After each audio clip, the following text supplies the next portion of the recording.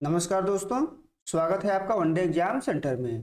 दोस्तों, आज के वीडियो में हम लोग हिंदी साहित्य इतिहास के काल विभाजन पर चर्चा करेंगे और जानेंगे कि हिंदी साहित्य के 1000 वर्षों के इतिहास को विद्वानों ने किस प्रकार से विभिन्न कालों में विभाजित किया है। चलिए वीडियो को शुरू करते हैं। दोस्तों, हिंदी साहित्य का इतिहास लगभग 1000 साल का हो चुका है और इस 1000 साल के इतिहास को हम सुविधा के लिए विभिन्न कालों में बांट करके अध्ययन करते हैं। यानी 1000 साल के इतिहास को हम अध्ययन करने के लिए कई छोटे छोटे कालों में विभाजित करते हैं। हिंदी साहित्य के जो आरंभिक इतिहास ग्रंथ हैं या कवि वृत्त संग्रह हैं, जैसे 84 वैष्णव की वार्ता हो गया, 252 वैष्णव की वार्ता हो गया, भक्तमाल हो गया, इसमें काल विभाजन का कोई प्रयास नहीं किया गया है। यानी हिंदी साहित्य के जो आरंभिक इतिहास ग्रंथ हैं उसमें काल विभाजन का कोई प्रयास नहीं किया गया है। काल विभाजन का सबसे पहला प्रयास यानी सर्वप्रथम प्रयास जॉर्ज ग्रियर्सन के द्वारा किया गया है। जॉर्ज ग्रियर्सन ने अपने इतिहास ग्रंथ the modern vernacular literature of northern Hindustan में किया है। यानी ग्रियर्सन का जो इतिहास ग्रंथ है इसमें उन्होंने काल विभाजन का सबसे पहले प्रयास किया है और हिंदी साहित्य के इतिहास को कुल 11 कालों में इन्होंने विभाजित किया है। इन्होंने जो नाम दिया है उसका नाम है चारण काल, कंपनी के शासन में हिंदुस्तान, तुलसीदास, इस प्रकार से 11 कालों में इन्होंने विभाजित किया है। लेकिन ग्रियर्सन के द्वारा किया गया है काल विभाजन व्यवस्थित नहीं है और न ही इसके पीछे कोई वैज्ञानिक आधार है, इसलिए ग्रियर्सन के द्वारा किया गया है काल विभाजन उपयुक्त नहीं है और इसको स्वीकार नहीं किया जाता है। अगले विद्वान का नाम है मिश्र बंधु। मिश्र बंधु ने ग्रियर्सन के बाद काल विभाजन का प्रयास किया है। यानी ग्रियर्सन के बाद काल विभाजन का अगला प्रयास मिश्र बंधुओं ने किया है। इन्होंने अपने ग्रंथ मिश्र बंधु विनोद में हिंदी साहित्य के इतिहास को प्रमुख रूप से 5 कालों में विभाजित किया है।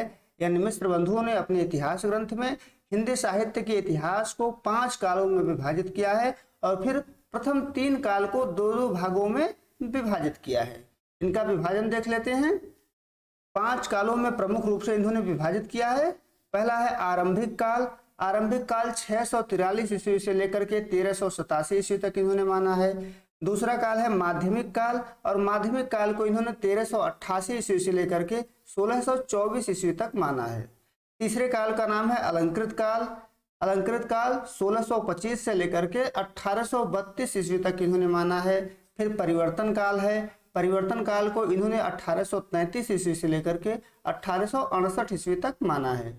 इसके बाद वर्तमान काल है और वर्तमान काल को इन्होंने 1869 ईस्वी से अद्यतन यानी अब तक के समय को माना है। फिर इन्होंने क्या किया है, जो पहला 3 काल है इनको इन्होंने 2-2 भागों में इसको विभाजित किया गया है। पूर्व आरंभिक काल, उत्तर आरंभिक काल, पूर्व माध्यमिक काल, उत्तर माध्यमिक काल, पूर्व अलंकृत काल और उत्तर अलंकृत काल करके इसको भी 2-2 भागों में इन्होंने विभाजित कर दिया गया है। लेकिन प्रमुख रूप से 5 भागों में ही इन्होंने विभाजित किया गया है। लेकिन मिश्र बंधुओं के द्वारा किया गया है काल विभाजन अत्यंत जटिल और अव्यवस्थित है। इसमें जटिलता भी है और अव्यवस्था भी है। इसमें वैज्ञानिकता का भी अभाव है, उतनी वैज्ञानिक नहीं है। विभिन्न कालों का जो समय निर्धारण भी किया गया है इनके द्वारा वह भी उचित नहीं दिखाई पड़ता है। इसलिए इस काल विभाजन को भी हिंदी साहित्य में स्वीकार नहीं किया जाता है। अगले जो विद्वान है उनका नाम है रामचंद्र शुक्ल। रामचंद्र शुक्ल के द्वारा भी काल विभाजन का प्रयास किया गया है और यह काल विभाजन सबसे ठोस और वैज्ञानिक प्रयास दिखाई देता है शुक्ल जी के काल विभाजन में। यानी शुक्ल जी के द्वारा किया गया काल विभाजन सबसे ठोस है और सबसे वैज्ञानिक है। शुक्ल जी ने अपने ग्रंथ हिंदी साहित्य का इतिहास, जो उनका इतिहास ग्रंथ है हिंदी साहित्य का इतिहास, उसमें इन्होंने 900 वर्षों के हिंदी साहित्य के इतिहास को 4 कालों में विभाजित किया है। 900 वर्ष यहाँ इसलिए हैं क्योंकि जब शुक्ल जी ने हिंदी साहित्य का इतिहास लिखा था तो लगभग 900 साल हुए थे हिंदी साहित्य के इतिहास को। तो 900 वर्षों के इतिहास को इन्होंने 4 कालों में विभाजित किया है। पहले काल का नाम है इनके अनुसार वीरगाथा काल और वीरगाथा काल को इन्होंने संवत 1050 से संवत 1375 तक माना है। दूसरे काल का नाम है भक्ति काल और भक्ति काल को शुक्ल जी ने संवत 1375 से संवत 1700 तक माना है। तीसरे काल का नाम है रीतिकाल और रीतिकाल को शुक्ल जी ने संवत 1700 लेकर के संवत 1900 तक माना है। और चौथे काल का नाम है आधुनिक काल और आधुनिक काल को शुक्ल जी ने 1900 से लेकर के अद्यतन यानी अब तक माना है। शुक्ल जी इसमें भी कई विभाजन करते हैं। जो आधुनिक काल है इसके बाद भी इन्होंने नई धारा प्रथम उत्थान, नई धारा द्वितीय उत्थान करके आधुनिक काल का भी विभाजन इनके द्वारा किया गया है।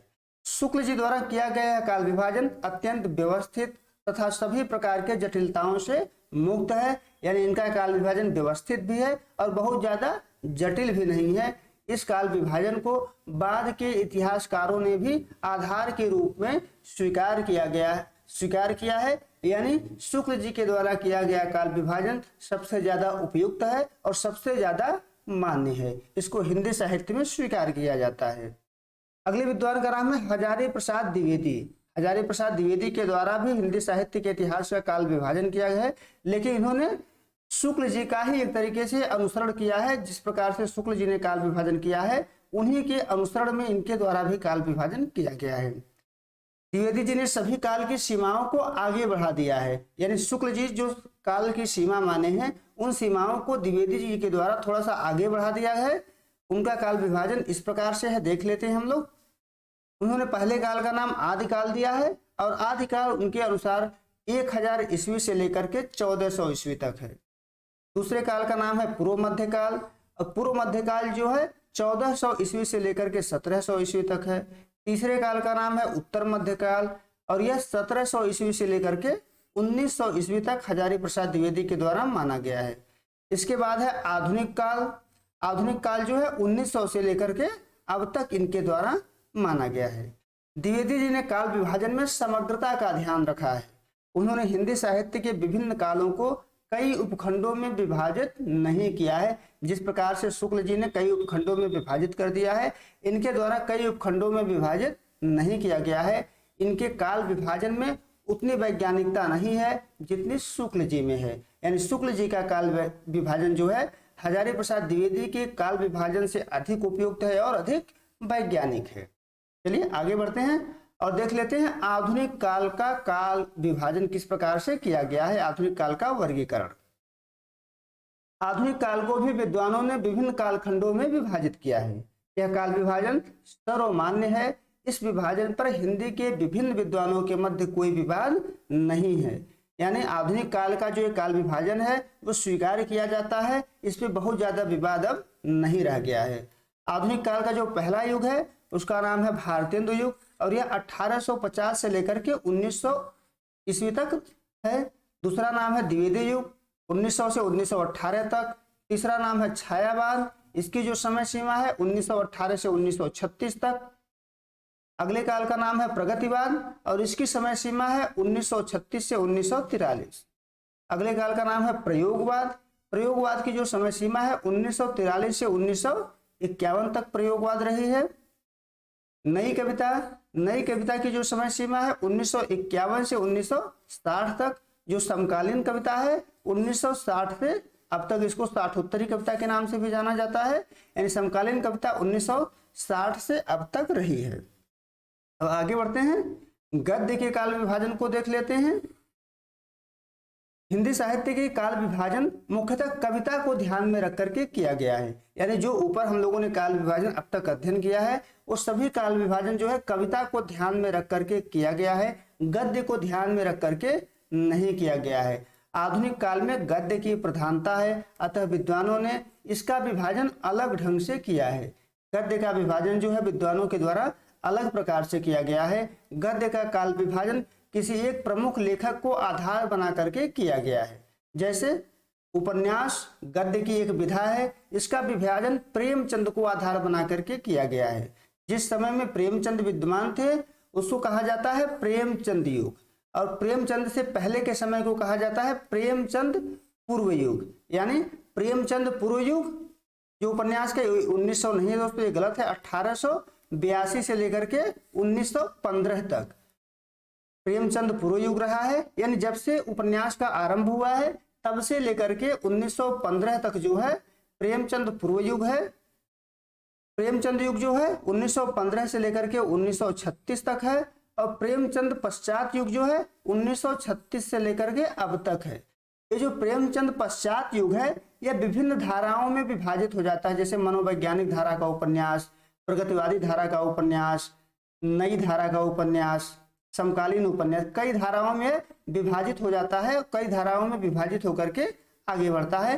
कहने का आशय सिर्फ इतना है कि गद्य का जो विभाजन है किसी न किसी एक लेखक को आधार बना करके किया गया है। इसी प्रकार से कहानी का जो विभाजन है वह भी प्रेमचंद को आधार बांधकर किया गया है। प्रेमचंद से पहले की कहानियों को प्रेमचंद पूर्व युग कहा गया है, जो 1900 से लेकर के 1915 तक। प्रेमचंद युग की कहानी 1915 से 1936 तक। प्रेमचंद पश्चात युग की कहानी 1936 से 1955 तक।